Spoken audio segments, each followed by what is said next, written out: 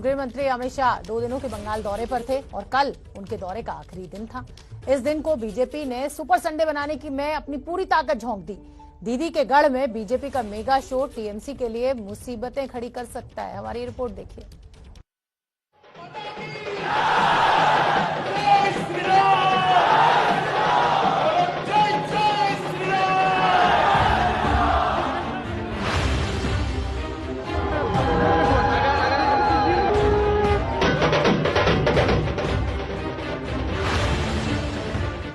जय श्री राम की गूंज और खचाखच भरी सड़क।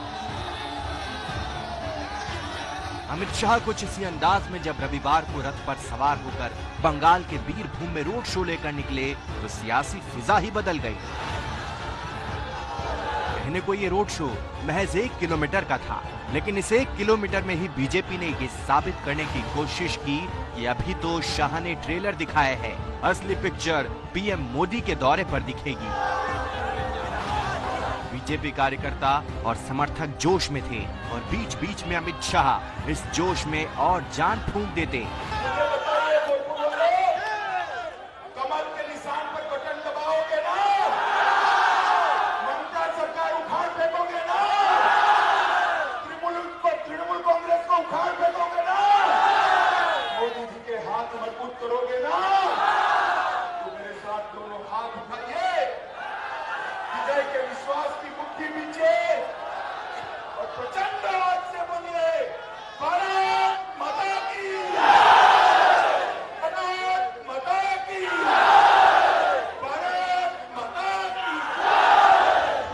समर्थक वही कह रहे थे जो शाह सुनना चाहते थे, या यूं कहें कि शाह वही पूछ रहे थे जिसका जवाब दीदी की खीज को बढ़ा दे। और यही पश्चिम बंगाल में बीजेपी की अब तक की सबसे बड़ी उपलब्धि है। बीजेपी के काउंटर अटैक में ममता बनर्जी ने भी बाहरी बनाम बंगाली को मुद्दा बनाया था, लेकिन आखिरी दिन शाह ने ये कह के दीदी की रणनीति की धार कुंद कर दी कि बीजेपी सत्ता में आई तो सीएम बंगाल का ही धरती पुत्र होगा। ममता दीदी, आपको हराने के लिए किसी को दिल्ली से आने की जरूरत नहीं है।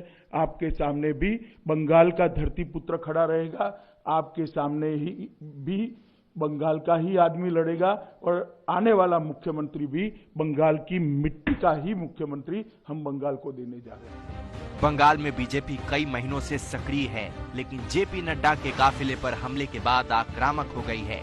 आखिरी दिन शाह ने ये मुद्दा एक बार फिर से उठाया। भारतीय जनता पार्टी के अध्यक्ष पर यह हमला केवल भारतीय जनता पार्टी के अध्यक्ष पर हमला नहीं है,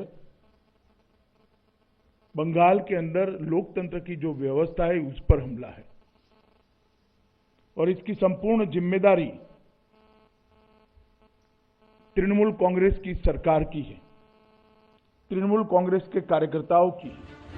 दीदी के गढ़ में शाह की ये दहाड़ बताती है कि अप्रैल में होने वाले विधानसभा चुनाव को लेकर बीजेपी फुल कॉन्फिडेंस में है, लेकिन अति उत्साह में मामला हाथ से न निकल जाए, इसलिए शाह ने कार्यकर्ताओं को संयम से सत्ता का सफर तय करने का मूल मंत्र दिया। हिंसा का जवाब हिंसा नहीं हो सकता, मगर भारतीय जनता पार्टी के कार्यकर्ताओं ने तय किया है हिंसा का जवाब हम लोकतांत्रिक तरीकों से देंगे और आने वाले चुनाव में इस सरकार को परास्त कर हम दिखाएंगे।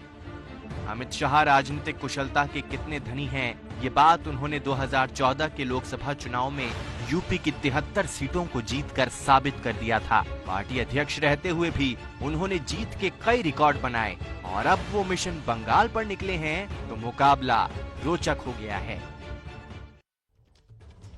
तो आपने गृह मंत्री अमित शाह की बीजेपी का शक्ति प्रदर्शन भी देखा। लोकतांत्रिक तरीके से चुनाव जीतेंगे, हिंसा से नहीं, और बिहार में ममता दीदी के खिलाफ बंगाल का ही मुख्यमंत्री होगा, बड़ी घोषणा।